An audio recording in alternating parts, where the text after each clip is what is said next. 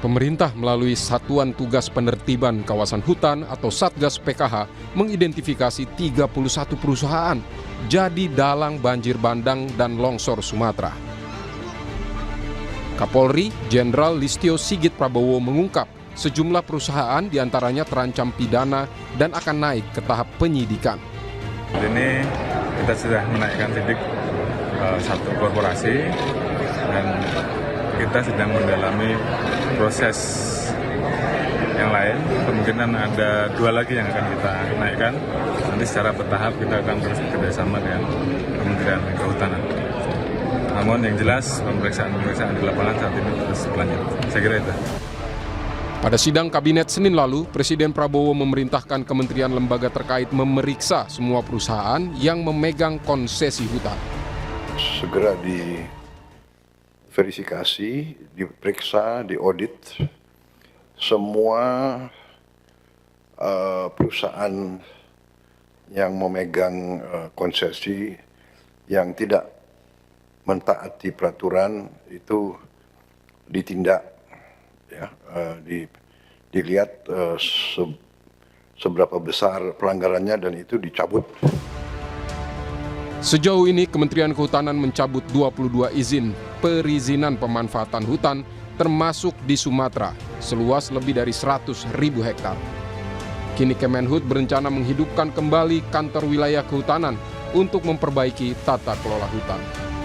Kemenhut juga akan menambah jumlah polisi hutan demi mengatasi pembalakan liar. Kami akan membuat Kakanwil Kehutanan di setiap provinsi. Dengan ada Kakanwil ini, ya, kemudian nanti ada kabit-kabit yang kemudian merefleksikan tugas-tugas dirjen, ya, yang kemudian nanti akan dieksekusi di UPT-UPT terkait di tempat masing-masing. Termasuk Pak Presiden memerintahkan agar melipat gandakan jumlah polisi kehutanan kita. Sebelumnya, Satgas PKH memastikan proses pidana tak hanya ditujukan kepada perusahaan, tapi juga perorangan. Perusahaan yang terbukti menyebabkan bencana Sumatera juga menghadapi sanksi administratif berupa evaluasi perizinan serta wajib memulihkan kerugian lingkungan. Kini, publik menanti janji pemerintah untuk menindak dalang banjir Sumatera dan lebih penting untuk memulihkan alam agar tak terjadi petaka lainnya. Tim Liputan, Kompas TV. Dan kita bahas lebih dalam terkait proses penegakan hukum pihak-pihak yang harus bertanggung jawab atas banjir Sumatera dan yang juga penting memulihkan kembali ekosistem yang rusak.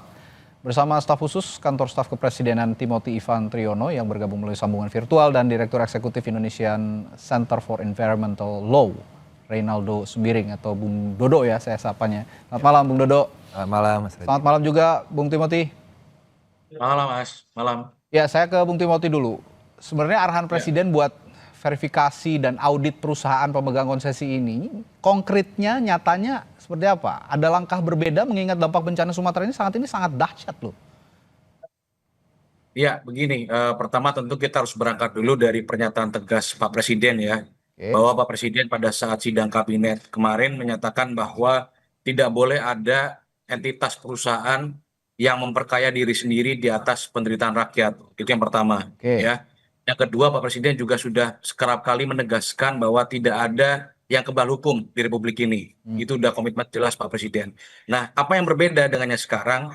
Yang berbeda adalah Pak Presiden pada saat ini memastikan bahwa instrumen negara itu bekerja tidak hanya sekedar pada dokumen legalitas di atas kertas, ya, tetapi juga bagaimana pelaksanaan dalam operasionalnya, gitu. Pengecekan di lapangan ya, contohnya aparatur negara kan turun langsung ke lapangan, juga menggunakan teknologi citra satelit untuk memeriksa pelanggaran-pelanggaran terutama di daerah aliran sungai begitu ya. Lalu juga ada pengecekan dokumen audit dan kewajiban yang diwajibkan regulasi sebagai bahan evaluasi dan perbaikan tata kelola. Ya. Pengawasan ini kan juga lintas kementerian lembaga, lintas aparat juga ya. Di situ terlibat Kementerian Kehutanan, Kementerian Lingkungan Hidup, Satgas PKH, lalu ada Polri begitu. Artinya dengan adanya pengawasan yang double dalam penegakan hukum ini, diharapkan Pak Presiden berharap ya bahwa penegakan hukum ini dilakukan secara tuntas dan juga merata ya, artinya equality before the law gitu. Termasuk juga kepada pihak-pihak yang diduga mendanai atau menyediakan alat ataupun membackingi gitu. Jadi perintah Pak Presiden sudah sangat jelas bahwa jangan sampai yang ditangkap hanya pelaksana-pelaksana di lapangan, tetapi juga diusut tuntas sampai pemodalnya begitu. Oke, kalau gitu saya lempar ke Bung Dodo.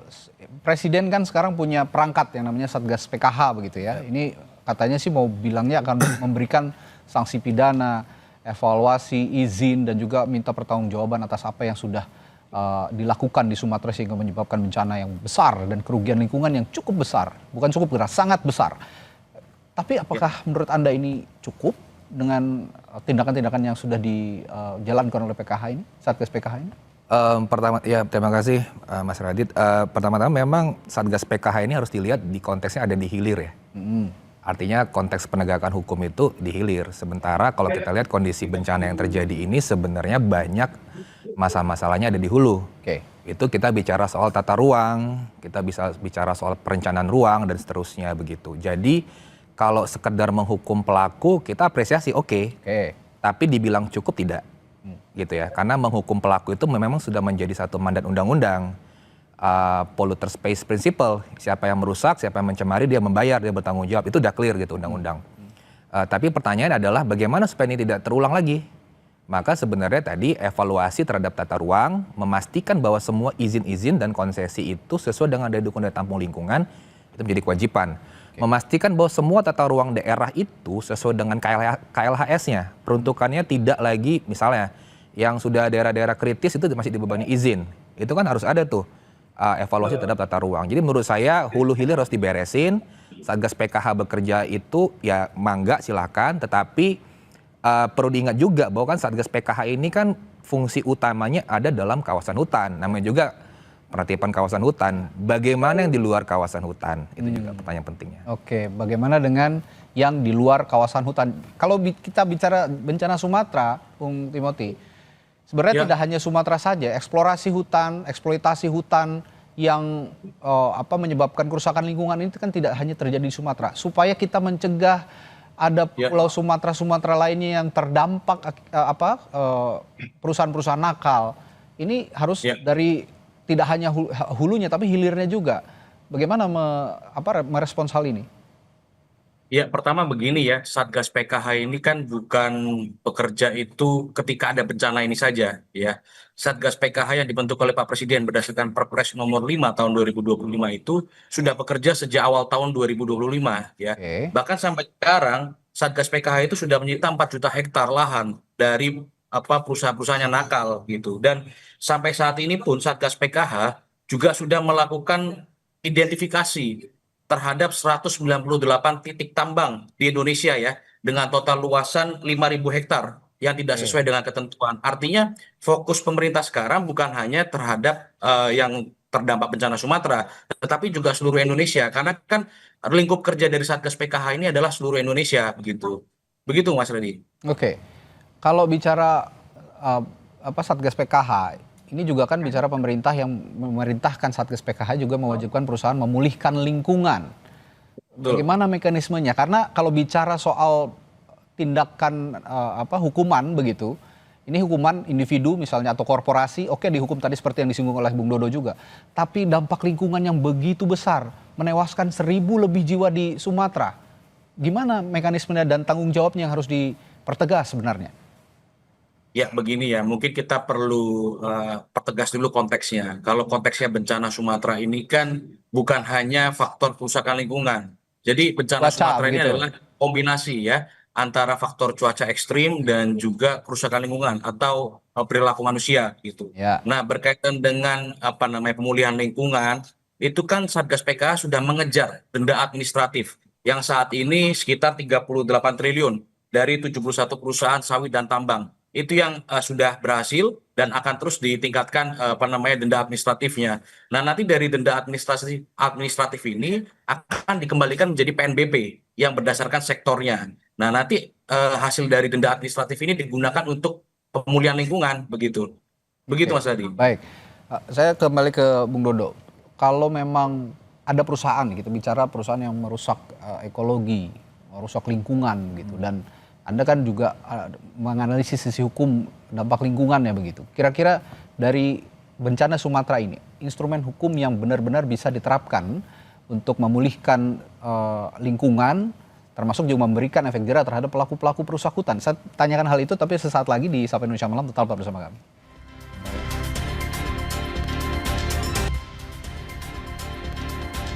Ya, kita masih membahas bagaimana penegakan hukum yang memberikan efek yang komprehensif ya, bukan hanya memberikan hukum pidana, tapi juga memberikan sanksi untuk memberikan ganti rugi terhadap pelaku perusakan hutan yang selama ini terjadi, termasuk yang terjadi di bencana Sumatera. Tadi saya bertanya ke Bung Dodo, jika perusahaan yang terbukti merusak ekologi Sumatera kira-kira, bagaimana instrumen hukumnya untuk pemulihan dan siapa yang akan membayar kira-kira kalau melihat dari instrumen hukum menurut analisis Anda?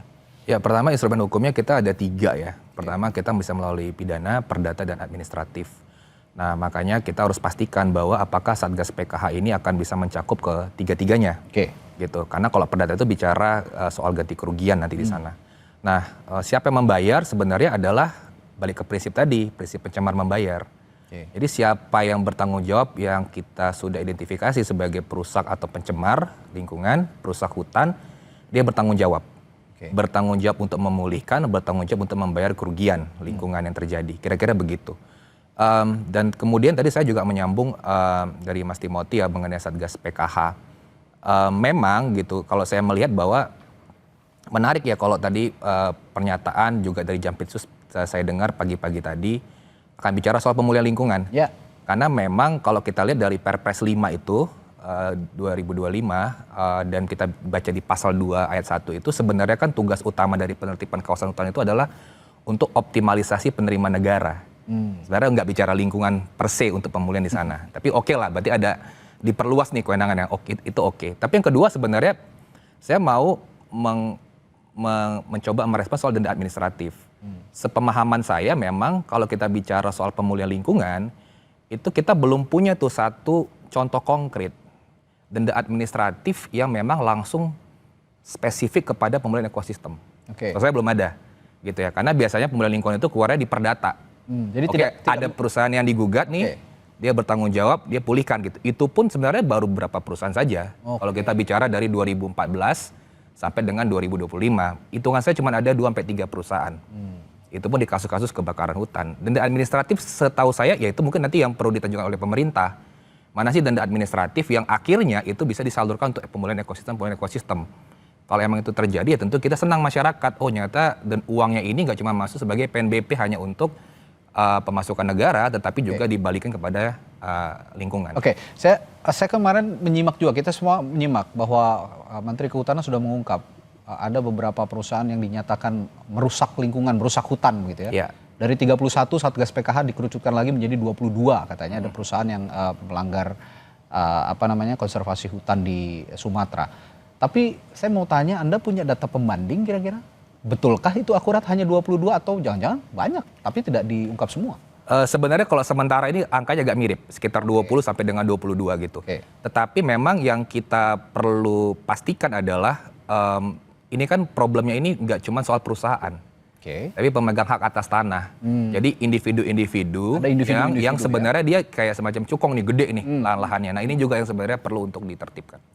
Nah ini sepertinya yang belum, saya nggak tahu ya, menurut aturan-aturan yang ada sekarang, apakah hukum pidana, perdata, dan sanksi administratif ini dalam satu aturan yang sama atau berbeda-beda, saling mengikat atau bagaimana? Karena menurut saya ini satu sama lain harus juga mengikat begitu supaya penegakan hukumnya juga paralel. Tapi saya ingin tanya ke Bung Timothy, jika perusahaan yang melanggar atau dinyatakan merusak hutan, pemegang konsesinya adalah BUMN misalnya, kan karena selama ini diambil alih oleh negara, banyak perusahaan-perusahaan BUMN yang juga mengambil alih pengelolaan konservasi hutan begitu. Ini siapa yang harus bertanggung jawab? Apalagi apa dikembalikan lagi ke negara atau bagaimana, Bung Timothy? Ya, penegakan hukum ini kan juga termasuk juga ada BUMN yang kemarin sudah dihentikan izinnya ya, yaitu PT PN3 yang sudah dihentikan izinnya oleh pemerintah gitu. Artinya ini sekaligus menegaskan bahwa pemerintah berkomitmen ya, meskipun itu adalah BUMN akan ditindak dengan tegas juga. Lalu berkaitan dengan tadi denda administratif yang tadi disebutkan oleh Mas, itu sebetulnya kita sudah punya PP ya, PP nomor 45 tahun 2025 yang mengatur tentang tata cara pengenaan sanksi administratif dan tata cara PNBP ya, yang berasal dari denda administratif di bidang kehutanan. Di PP itu jelas bagaimana peruntukannya, ada dana reboisasi ya, lalu ada dana pemulihan lingkungan, itu sudah ada di dalam PP itu. Jadi memang nantinya denda administratif yang saat ini sudah dikumpulkan sebesar 38 triliun dan nanti akan bertambah, itu akan dijadikan PNBP dan ditugaskan kepada Kementerian Kehutanan dan juga Kementerian Lingkungan Hidup untuk melakukan perbaikan lingkungan dan juga perbaikan ekosistem tadi begitu. Nah, mungkin dari sudut pandang pemerintah, mungkin ada beberapa hal yang akan kita lakukan begitu ke depan. Salah satunya tentu kita akan melakukan penilaian kerusakan lingkungan dulu atau environment damage assessment. Kita melihat seberapa jauh kerusakan lingkungan yang ada, terutama terkaitan dengan kerusakan hutan dan lahan, degradasi das, pencemaran tanah dan air, lalu juga kita tidak lupa kerusakan ekosistem pesisir gitu ya. Nah, nanti dari situ baru kita masuk ke tahap rehab dan rekon lingkungan berbasis ekosistem gitu ya. Salah satunya adalah rehabilitasi hutan dan lahan, lalu juga ada pemulihan das dan sungai gitu. Nah, lalu di ranahnya ATR BPN kemarin sudah diperintahkan oleh Pak Presiden juga bahwa perlu dilakukan penataan ruang ya, berbasis risiko gitu. Jadi dalam menetapkan tata ruang itu kita juga mempertimbangkan risikonya juga begitu. Oke. Nah, tadi Anda sudah mengatakan ada PP atau peraturan pemerintah yang mengikat ya dan mengatur 3 instrumen hukum itu bisa dijalankan begitu dalam sistem yang paralel. Pertanyaan saya selanjutnya, jika itu dijalankan, bagaimana transparansinya? Apakah juga masyarakat dilibatkan untuk terus menerima progres dari penindakan atau penegakan hukum yang dikhususkan untuk bencana Sumatera ini kira-kira, Bung Timothy? Ya, tentu kita juga bisa berkaca dari kinerja Satgas PKH ya, yang saya rasa hampir tiap hari Satgas PKH itu terus mengupdate progres penanganannya, yang awalnya dari proses penyelidikan, sekarang sudah proses penyidikan, lalu ditetapkan satu tersangka korporasi. Ya ini kan bagian dari transparansi publik dan teman-teman NGO, teman-teman aktivis lingkungan juga bisa mengawal itu secara terbuka gitu. Media kan sekarang juga sudah ada dan saya rasa Satgas PKH juga terbuka ya dengan berbagai data dan terbuktikan data yang pemerintah miliki dengan data yang dimiliki oleh Mas Reynold ya itu tidak jauh berbeda gitu. Artinya Satgas PKH betul-betul menjalankan perintah Bapak Presiden untuk menindak dengan tegas begitu Mas Radi. Oke. Yang juga harus dipastikan not a single corporation, meskipun itu korporasi besar, jangan sampai juga luput dari penindakan hukum. Kalau Anda melihat selama ini pengawasannya sudah transparan atau masih ada yang disembunyikan? Kalau kita bisa bilang kan pengawasan itu kan akhirnya masuk dalam ranah penegakan hukum ya. Dan sering sekali dikatakan bahwa hasil pengawasan itu merupakan dokumen yang tidak terbuka untuk publik, begitu. Walaupun sering sekali pengawasan itu dilakukan oleh pengaduan oleh masyarakat atau oleh NGO gitu. Nah, saya pikirkan sebenarnya adalah memang diperlukan satu mekanisme yang lebih transparan. Artinya ada semacam mekanisme joint monitoring dan joint evaluation gitu. Yang artinya ya saya mengambil contoh buat Satgas PKH. Saya pikir Satgas PKH itu terutama di kejaksaan itu butuh untuk membuka kanal di mana memang masyarakat itu bisa memberikan pengaduan semaksimal mungkin. Mungkin ada beberapa yang sudah masuk, tapi menurut saya itu tidak terlalu optimal sebenarnya untuk terutama di Jampitsus. Jadi menurut saya itu perlu untuk dibuka kanal-kanal yang lebih masif ya buat masyarakat. Tapi kita perlu mengingat bahwa kita harus pastikan dulu Satgas PKH ini bekerja dalam kerangka pidana saja dengan administratif gitu ya. Atau juga masuk kepada perdatanya untuk minta ganti kerugian dan tadi pemulihan lingkungannya. Karena supaya nggak campur-campur nih. Karena pidana itu tujuannya hanya untuk menghukum korporasi sebenarnya. Pemulihan itu tuh cuma tambahan sebenarnya. Tapi dampaknya sangat besar kalau bicara pemulihan kan? Benar. Nah, makanya maksud saya itu sebenarnya pemulihan itu lebih efektif. Itu cuma muncul di perdata sama administratif. Itu mau dipakai teori manapun, di belahan dunia manapun, pemulihan itu hanya akan efektif pakai administratif dengan perdata. Kenapa? Prosesnya lebih cepat. Bayangkan kalau pakai proses pidana, dari penyidik ke kejaksaan, pengadilan, berkuat hukum tetap. Alamnya udah rusak, pemulihannya kapan? Itu menurut saya itu yang perlu dipikirkan. Ya, berarti kesimpulan perbincangan kita malam hari ini, ya bagaimanapun proses yang dilakukan, seketat apapun, yang diharapkan oleh publik adalah tidak ada lagi yang disembunyikan. Ini harus transparan.